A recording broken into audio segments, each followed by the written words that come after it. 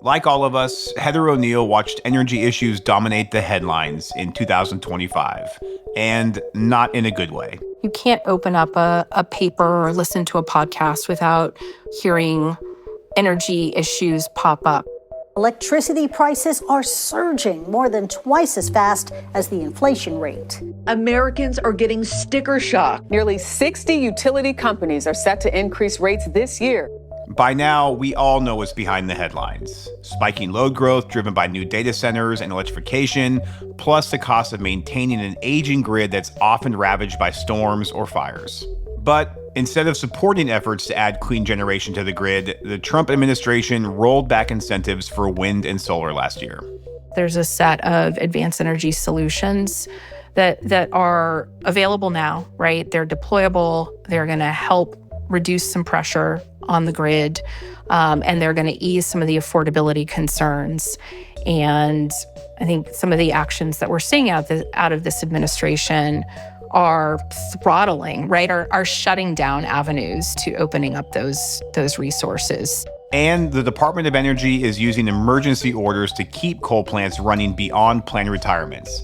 Heather says that just adds to the affordability crisis. The DOE's actions are actually feeding the crisis as opposed to solving a crisis.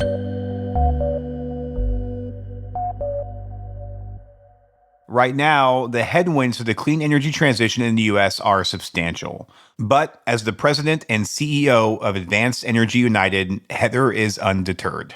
I'm mission-driven, right, at my core. So I am incredibly motivated and energized by the set of issues I'm working on, which for the last couple of decades has been clean energy and climate. Heather lives in California these days, but she has deep roots in another coastal state that's feeling the impacts of climate change acutely. So I'm a third-generation Floridian. My folks still live there, and my maternal grandfather owned citrus groves, right? So I grew up riding in the back of his pickup truck through, rows of orange trees. So the sort of connection to the natural landscape, to the environment was I think just part and parcel of my childhood. Heather wasn't always drawn to science and technology. She describes herself early on as more of a liberal arts, government, history type of person.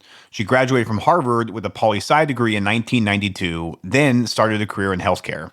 It wasn't until 2004 that she made a hard pivot, becoming a program officer for a family foundation established by the hedge fund manager and philanthropist Julian Robertson. This family had a nascent interest in climate and clean energy solutions, and I was able to kind of dive in, right, and learn from experts in the field, and then really build out and lead a grant-making portfolio and strategy. During her 7 years at the foundation, climate change conversation and debate around how to respond to it entered the mainstream and the halls of Congress. The early 2000s, there was this moment of time where you had really bipartisan interest in market-based policy solutions for tackling climate and scaling clean energy. The Waxman-Markey bill would have established a national cap-and-trade system and advanced cleaner energy solutions. In 2009, it passed the House, but it died in the Senate. Momentum on the federal level came to what felt like a screeching halt, and we saw just no ability in D.C. to move forward-looking policy around clean energy. Heather began pondering her next move. She had seen firsthand that clean energy innovations were accelerating, but she knew they needed favorable policy to gain traction. Policy is such a high leverage opportunity, particularly around big, complex societal issues, right? Like our energy system, like climate. So in 2012, she joined Advanced Energy United, an industry association that promotes grid-scale and distributed energy innovations. 6 years later, she would become president. And in 2023, she was named CEO. Our North Star is 100% clean energy. And so it's really any technology, product, or service that is going to allow us to scale clean energy and move us towards that North Star. Since its founding in 2011, Advanced Energy United, also known as United, has focused on state-level and regional energy policy. That's where energy decisions, energy investments, energy policies are being made day in, day out. This is With Great Power, a show about the people building the future grid today. I'm Brad Langley. Some people say utilities are slow to change, that they don't innovate fast enough. And while it might not always seem like the most cutting-edge industry, there are lots of really smart people working really hard to make the grid cleaner, more reliable, and customer-centric. Today, my guest is Heather O'Neill, President and CEO of Advanced Energy United. We spoke back in late December at the end of a challenging year for clean energy policy, to put it mildly. But Heather is focused on the long game. At United, we talk about the importance of sustained engagement, right? That we have boots on the ground, really working kind of every step of the policy process. And she talked about some state-level policy wins last year, including one in Illinois that put the cost of energy front and center. The Clean and Reliable Grid Affordability Act, a set of energy efficiency, virtual power plant, rate design solutions, community solar, that give you some tangible tools that can reduce peak demand, reduce bills. All while the state also adds 3 gigawatts of utility-scale battery storage. So I asked Heather about policy and technology priorities for United and its member companies going into 2026. We have, I think, 3 simple messages to state policymakers. Build it, make it flexible, make it affordable. And so build it is pretty self-explanatory, right? We have to remove regulatory roadblocks and we have to be able to build. And so that is reforming siting, permitting, interconnection, and procurement, both on the, it's generation and transmission development. It's making sure that state leaders are able to accelerate least cost energy projects so that they're able to meet the compressed federal incentive timelines that are now in place. So, right, there's a number of initiatives and work that would fit within that. On make it flexible, how can we get more out of the existing system, right? How can we make demand more flexible? So that's, scaling up distributed energy resources, energy efficiency, virtual power plants, and advanced vehicle and building electrification solutions, right? Whether that's through a state program, a plan, or a rate. Also, advanced transmission technologies fit into this. Can we get more out of the existing transmission system? And then with Make It Affordable, this is where states and regulators have a strong role to play, right? Because we can make sure that our public utilities are planning, optimizing, and delivering the right types of energy investment at the lowest possible cost. So there are a number of affordability packages in state legislatures in pretty much every region of the country that we're working on helping shape and influence so that we can really meet the moment with our technologies. Virtual power plants are obviously a very hot topic, and you mentioned them just there. Yes. Are you seeing any specific examples of VPPs that are really effectively addressing load growth quickly? Any kind of best practices that you're seeing worth discussing as it pertains to VPPs? I think there's no cookie cutter answer here, and so I think the state environment matters, the regulatory environment matters, all of that, and you know that for sure. But I think making sure that whatever VPP tariffs we're putting into place, right, that there's tech neutrality that goes along with this. I think actually in Illinois, the VPP part of that package is compelling, but we also see, I think, really good VPP decisions coming out of Colorado in their commission. And certainly when we look at opportunities for 2026, places like New Mexico, New Jersey, and Michigan all are places where we see promise around really putting forward strong VPP policies. And how about on the advanced transmission technology side? Any specific technologies or approaches that you're particularly excited about in that area? Yeah. I mean, this one, I think advanced transmission technologies like VPPs have really been having a moment. And again, it's, I think, in recognition that, yeah, we need to build out more. And yet, what can we do quickly to get more out of the existing system? And so just pretty straightforward, legislation that requires utilities to include advanced transmission technologies in their infrastructure planning. And again, we're tech agnostic on that. There are lots of technologies within the advanced transmission technology bucket that make a difference, that really expand capacity in the transmission system. And so I think the requiring utilities, requiring states to really evaluate ATTs, and if they're able to put some benefits onto that transmission, expand the capacity, then let's put them to work. And so I think we've been able to pass advanced transmission technology legislation along those lines in New Mexico, Massachusetts, Virginia, Connecticut, California. I'm probably missing some others. And then looking ahead and looking at 2026, see opportunities in states like New York and Colorado to continue pushing for advanced transmission technology legislation. So again, I think both VPPs and advanced transmission technologies are really having a moment. You have decision makers really, again, because of the affordability and reliability crisis, looking for solutions they can deploy now that allow us to just get more juice out of the squeeze, so to speak. Permitting reform is an issue that's once again gaining momentum at the federal level. Why is permitting reform so important right now? Our industry is running into roadblocks being able to site and build large-scale renewable energy projects, transmission projects, right? And so we absolutely, I know there's federal permitting reform and transmission reform conversations that are live in Washington, D.C. right now. And we're at the table working those through.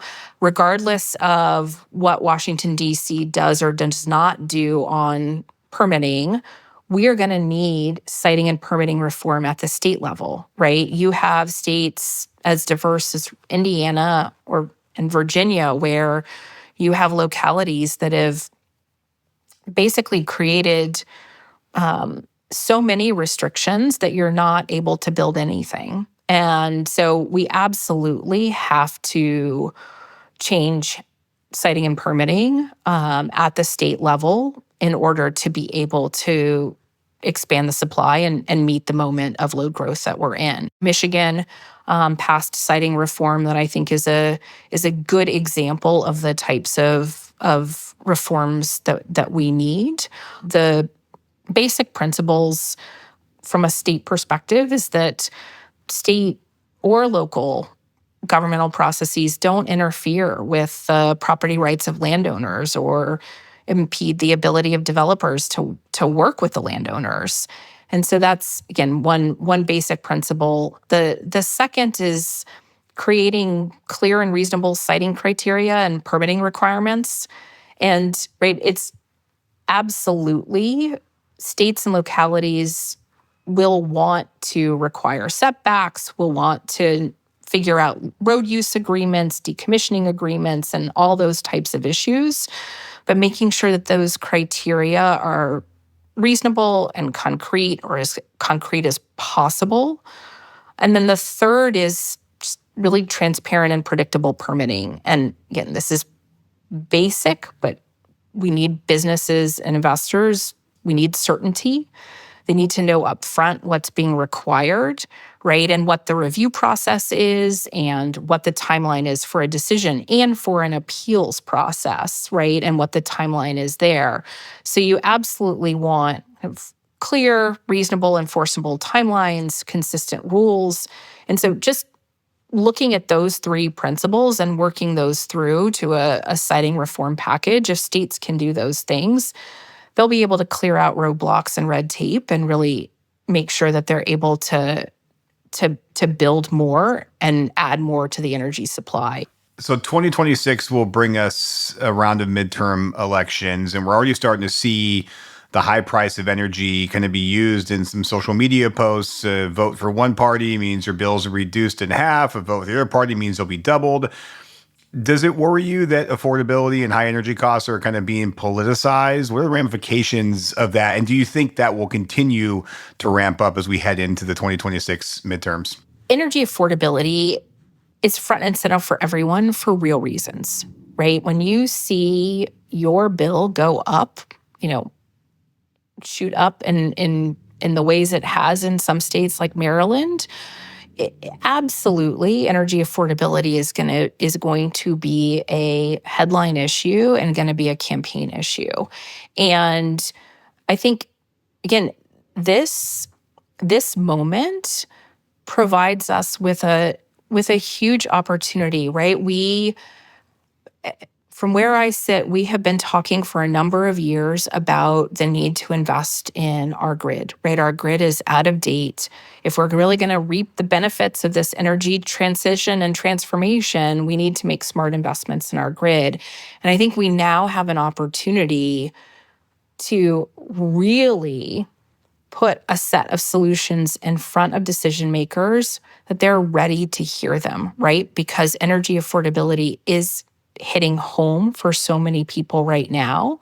So if you just look at the elections in New Jersey and Virginia this past November, you had energy affordability front and center. And you had, I think in both situations, you had candidates, the governors-elect were really thinking through and putting forward advanced energy as a key component to tackling energy affordability. And so I think we have, again, a real opportunity to work with gubernatorial candidates across the country.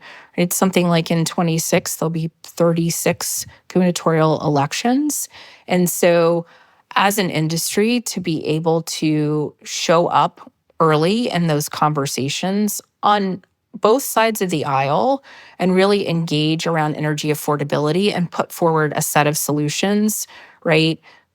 Sort of quick, no regrets policies, whether it's surplus interconnection or whether it's virtual power plants and the demand flexibility side, or removing some of the red tape on permitting so that we can build more. All of those solutions, I think, again, are going to be essential in 26 to help decision makers meet the moment. That's a lot of gubernatorial races in 26. Are there any you're watching particularly closely? And if so, what are some of the key energy issues at stake in those states?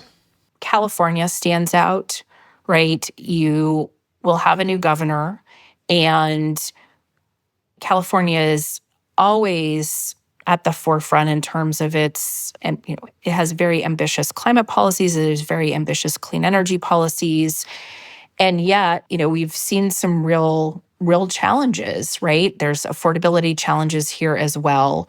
There's the sort of perennial challenges around wildfires and how we're dealing with that situation and making sure that our grid is reliable. So I think there's a tremendous amount of education to do with whomever the incoming governor will be, as well as with state legislators here around the importance of many of our priorities, ranging from the need to build out transmission, to keep moving forward on the Western organized market, to the important role that virtual power plants can play actually in alleviating some of the pressure on the grid. New York is another important one where, again, we're seeing affordability come to the fore. And so we believe there's a tremendous amount that we can do in that state to keep moving forward. Another state where I think, again, we've been incredibly excited about the role that advanced energy resources have played in the state is Texas. The response coming out of the tragedies of Winter Storm Uri, the amount of build that Texas has been able to do, particularly, again, I want to highlight the role that battery storage has played there. So you've seen, I think, something like 10 times the capacity increase in battery storage over the last 3 years. And that's actually probably out of date at this point, right? And so really being able to deploy so much more storage, and then the growth of solar. And they obviously have a tremendous transmission backbone and wind backbone. So making sure, again, that the state decision makers there really see the benefits that our technologies are providing to their consumers and to the grid in terms of making sure that the lights stay on and folks stay safe. We call this show With Great Power, which is a nod to the energy industry. It's also a famous Spider-Man quote, with great power comes great responsibility. So Heather, what superpower do you bring to the energy transition? I love this question, and in part because I have a Spider-Man fanatic in my house. So this is a question that comes up in all kinds of ways. The great power I have, I think, is translation. I translate. Energy experts, energy wonks are super wonks, right? They tend to talk in acronyms and jargon. And fundamentally, right, there's a need for the expertise, there's a need for the nuance. But that also means if you're talking in acronyms and jargon, you're talking to yourself, right? Or at best to a very, very small circle of experts. But we've just spent a bunch of time talking about all the ways in which energy matters to so many folks right now, right? Consumers, state decision makers, governors, lawmakers, all of that. So how do you take this incredibly complicated, nuanced system work, technologies, and translate that so that regular folks hear you, so that decision makers hear you? And so I think that is my superpower. That's the liberal arts major in you, of which I am a fellow one, so I can definitely appreciate that. Well, Heather, thank you so much. I really enjoyed our conversation. I really appreciate your time. Thank you for doing this. This was fun. Heather O'Neill is the president and CEO of Advanced Energy United. With Great Power is produced by GridX in partnership with Latitude Studios. Delivering on our clean energy future is complex. GridX exists to simplify the journey. GridX is the enterprise rate platform that modern utilities rely on to usher in our clean energy future. We design and implement emerging rate structures, and we increase consumer investment in clean energy, all while managing the complex billing needs of a distributed grid. Mary Catherine O'Connor produced the show. Ann Bailey is our senior editor. Stephen Lacey is our executive editor. Sean Marquand composed the original theme song and mixed the show. The GridX production team includes Jenni Barber, Samantha McCabe, and me, Brad Langley. If this show is providing value for you, and we really hope it is, we'd love it if you could help us spread the word. You can rate or review us at Apple and Spotify, or you can share a link with a friend, colleague, or the energy nerd in your life. As always, we appreciate you listening. I'm Brad Langley.